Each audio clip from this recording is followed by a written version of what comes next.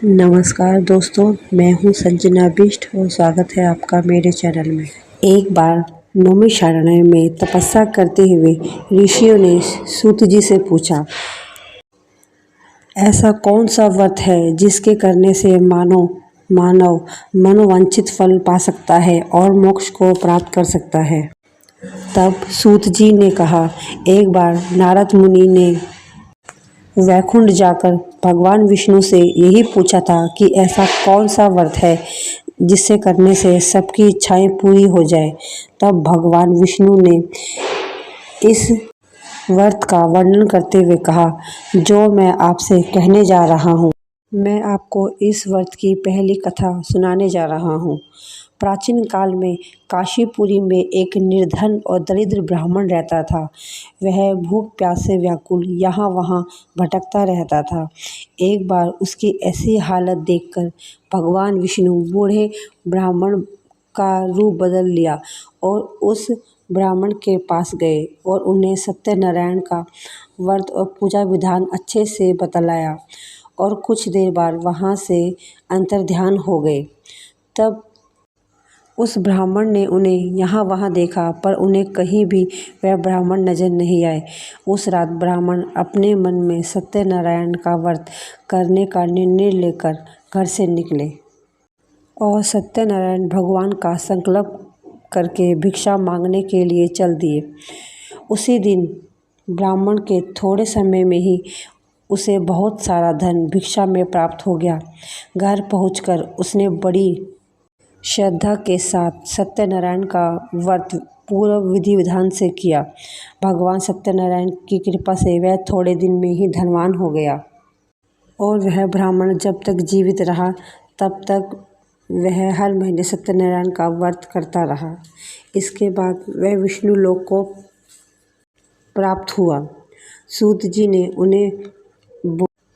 उन्हें बोले, एक दिन ब्राह्मण अपने बंधु बंधुओं के साथ ध्यान मगन होकर सत्य देव की कथा सुन रहे थे। तभी भूख प्यास से व्याकुल एक लकड़हारा वहां जा पहुंचा। प्यास से व्याकुल होकर वह भी वहां कथा सुनने के लिए बैठ गया। भगवान का प्रसाद ग्रहण किया और ब्राह्मण से इस व्रत के बारे में पूछा। उसने बताया, यह सत्यनारायण का व्रत है। यह व्रत करके मनोवांछित फल देने वाला है। इसी व्रत की वजह से मुझे इतना सब मिला है। यह सुनकर लकड़हारा बहुत खुश हुआ और अपने मन में भी श्री सत्यनारायण भगवान का व्रत और पूजन का निश्चय करता हुआ अपनी लकड़ी बेचने बाजार की ओर चला गया। उसी दिन लकड़हारे को उसकी लकड़ी के 4 गुना ज़्यादा दाम मिले। उन पैसों से उन्हें दूध, दही, केले आदि पूजा की सारी सामग्री खरीद ली और घर चला गया। घर पहुंचकर उसने अपने परिवार और पड़ोसियों को बुलाकर विधि पूर्वक सत्यनारायण भगवान का पूजन किया। सत्यनारायण की कृपा से वह कुछ दिनों में ही धनवान हो गया। फिर सूत जी ने तीसरी कथा सुनाई। प्राचीन काल में एक अल्लाकमुख नाम का एक राजा था और उसकी रानी, दोनों ही धर्मनिष्ठ थे। एक दिन राजा और रानी भद्रश्री नदी के किनारे सत्यनारायण की कथा सुन रहे थे कि एक बनिया भी वहां आ पहुंचा। उसने रत्नों से भरी अपनी नौका को किनारों पर लगा दिया और स्वयं भी पूजा की जगह बैठ गया। वहां का चमत्कार देख उसने राजा से इसके बारे में पूछा। राजा ने बताया, हम सत्यनारायण का पूजन कर रहे हैं। यह व्रत फलदायक होता है। राजा की बात सुनकर वह प्रसाद लेकर अपने घर चला गया। घर पहुंचकर उसने अपनी पत्नी को व्रत के बारे में बताया। वह संकल्प किया कि मैं भी संतान होने पर यह व्रत करूंगा। उसकी पत्नी का नाम लीलावती था। सत्यनारायण की कृपा से लीलावती ने एक कन्या को जन्म दिया। उस कन्या का नाम उन्होंने कलावती रखा। चंद्रमा कलाओं के समान वह बढ़ने लगी। एक दिन लीलावती ने अपने पति को व्रत करने की याद दिलाई। उसने कहा, मैं यह व्रत अपनी कन्या के विवाह के समय करूँगा। कुछ समय बाद बनिया अपने कारोबार में लग गया। जब उसकी कन्या विवाह योग्य हो गई तब उसने दूतों द्वारा खोज करवाकर कंचनपुर नगर में एक सुंदर सुशील कुमार के साथ अपनी पुत्री कलावती का विवाह कर दिया और सत्यनारायण की कथा करना भूल गए। इस बात से सत्यनारायण भगवान अप्रसन्न हुए और कुछ दिनों बाद बनिया और अपने दामाद को लेकर समुद्र के किनारे रकुसागरपुर में व्यापार करने लगा। एक दिन रकुसार के राजा के यहाँ खजाने में से चोरों ने बहुत सारा धन चुरा लिया और वहाँ से भाग गए। वह भागते हुए वहीं पहुँचे जहाँ पे वह बनिया और उसका दामाद था। चोरों ने भागते हुए राजकोष का सारा धन एक जगह फेंक दिया और वहाँ से भाग गए। सिपाहियों को वहाँ कोई चोर न मिला। फिर उनकी नज़र बनिया और उसके दामाद पे पड़ी। सिपाहियों ने उन्हें चोर समझकर कैद कर लिया। राजा ने उन्हें जेल में डाल दिया और उनका सारा धन राजकोष में जमा कर दिया। वहाँ लीलावती और कलावती बड़े दुख का जीवन व्यतीत कर रही थी। एक दिन कलावती भूख प्यास से व्याकुल एक मंदिर में चली गई। वहाँ पर भगवान सत्यनारायण की कथा हो रही थी। वहीं बैठकर उसने कथा सुनी और प्रसाद ग्रहण किया और रात होने पर घर पहुँची। तब उसकी माँ ने देर से आने का कारण पूछा।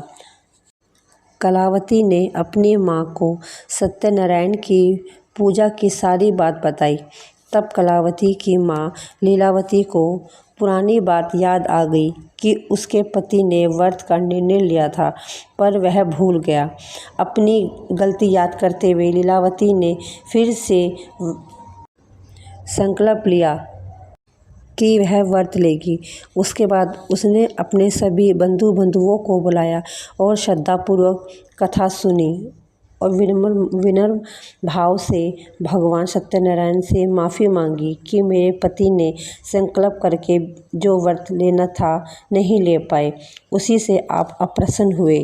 कृपया करके आप उन्हें क्षमा कर दो। लीलावती की प्रार्थना से सत्यदेव प्रसन्न हो गए और भगवान सत्यदेव ने राजा को दर्शन देकर कहा कि प्रातःकाल होते ही वह दोनों को छोड़ दे और उनको उनका सारा धन लौटा दे, वरना उनका पुत्र और पुत्र सहित तुम्हारा राज्य समाप्त हो जाएगा।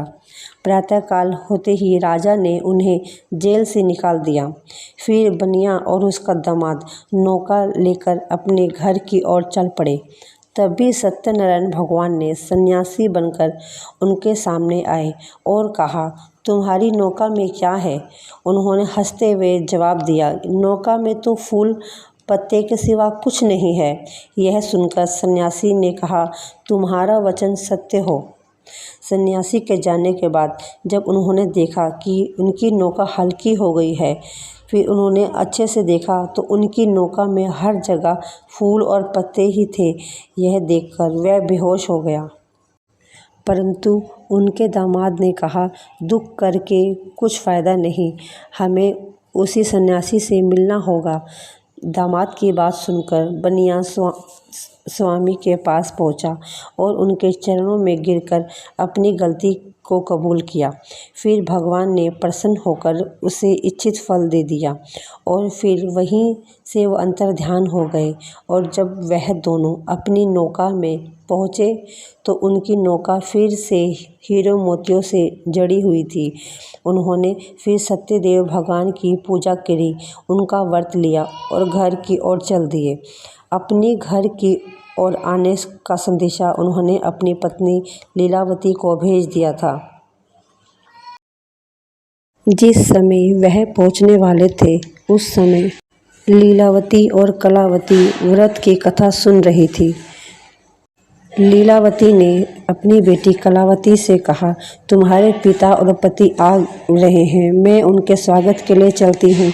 तुम भी प्रसाद लेकर उस तट पर पहुँच जाना। कलावती अपने पति के आने की खुशी में जाते हुए सत्यदेव का प्रसाद लेना भी भूल गई और तट की ओर चले गई। जब वह तट पर पहुंची तो कलावती के पति की नौका समुद्र में डूब गई। ये देख लीलावती और बनिया रोने लगे, हाहाकार करने लगे और कलावती ने अपने पति के लिए सती होने के लिए तैयार हो गई। तभी आकाशवाणी हुई कि तेरी बेटी कलावती अपने पति से मिलने के लिए सत्यनारायण भगवान के प्रसाद को छोड़कर आई है, इसलिए इसकी नौका समुद्र में डूब गई। लेकिन अगर वह प्रसाद लेकर दोबारा आएगी तो उसका पति को जीवन दान मिल जाएगा। यह सुनकर कलावती दौड़ते हुए वापस प्रसाद ग्रहण करने के लिए गई और थोड़ा प्रसाद अपने साथ ले आई और वहाँ वापस तट पर आके क्या देखती है कि उसके पति की नौका पानी में तैर रही है। बनिया भी प्रसन्न हो गया और वह जब तक जीता रहा वह बनिया सत्यनारायण का व्रत करता रहा। इसके बाद सूत जी ने चौथी कथा सुनाई। एक बार ध्वज राजा शिकार करने के लिए वन में गए थे। वहाँ उसने देखा कि कुछ लोग बरगद के वृक्ष के नीचे पूजा पाठ कर रहे हैं, सत्यनारायण भगवान की कथा सुन रहे हैं। राजा ने सत्यनारायण भगवान को ना तो प्रणाम किया और ना ही उनकी व्रत कथा सुनी। और जब वहाँ के ग्वालों ने उसे प्रसाद दिया तो उसने वह भी ग्रहण नहीं किया और वहाँ से चला गया। अपने राज्य में जाते ही उसे मालूम हुआ कि उसके पुत्र और पौत्र और धन संपत्ति सब नष्ट हो गई है। उसी वन की बात उसे याद आई कि ग्वालों द्वारा दिए गए प्रसाद का उसने निरादर किया था, जिसके कारण उसे यह दुख कष्ट झेलना पड़ रहा है। यह सोचकर राजा पुनः वन में दोबारा गया और सत्यदेव भगवान को प्रणाम किया और सब गोप के साथ मिलकर प्रसाद ग्रहण किया। और फिर जब वह वापस अपने राज्य पहुंचा तो वह देखता है कि वह सबके सब जीवित हैं और उसे धन संपत्ति भी मिल गई। तब से वह समय समय पर सत्यनारायण का व्रत करने लगा। आपको मेरी वीडियो अच्छी लगी हो तो प्लीज़ लाइक और सब्सक्राइब करना ना भूलें। धन्यवाद।